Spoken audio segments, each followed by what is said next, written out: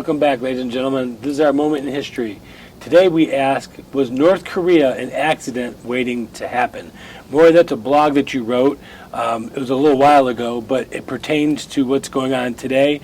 And I think that you could probably put a little bit of this on President Clinton as well. What do you say? Well, it goes back to the fact that China was using North Korea as a pawn to keep America off balance and keep their mind on things other than the fact that China was catching up with America as far as gross domestic product is concerned.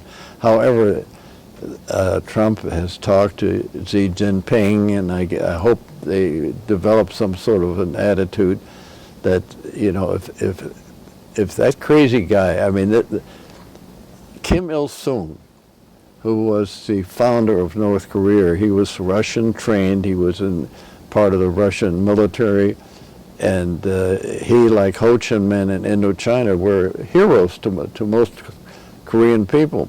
However, the North, the deal that was made and that Eisenhower was party to was, well, they'll have the North and we'll have the South. You know, that's the same thing, like the split in Indochina, which was the North, Hanoi would be a part of the communist sphere.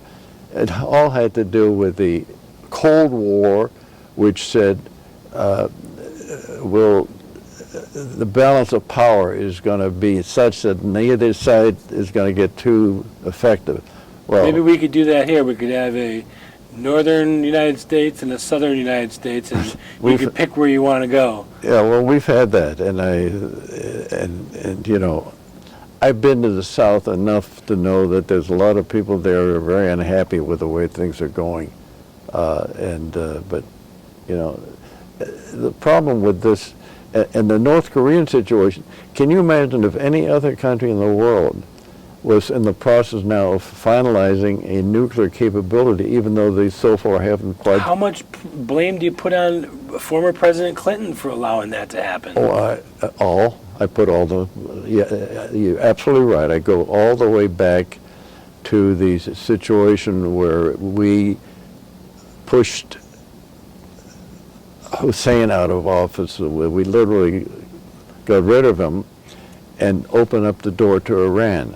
So now that treaty that he made with Iran was such that they are going straight ahead with their basic development of their missiles and their capability. And let me ask you a question, because North Korea has had a lot to do with the Iranian missile program, with their scientists and helping them develop it. Do you think Sure. North Korea, Iran may be using them as a pawn so that we're looking over there and not paying attention to what Iran's doing? I think you came up with an excellent point of view. Yes, I do. I really do. I think that was one of the things I had in my article, that they have taken. You know, the irony of it is, this guy, Kim Jong-un, people think he's a nutcase. He probably is. Yeah. He looks like a nutcase. He acts like a nutcase, and I think he is a nutcase. So people don't take the guy like that seriously. Every time he sends a missile up in the air, it falls down. One of these days, it may not fall down. Can you imagine they are on the verge of the potential of sending a missile to the west coast of the United States?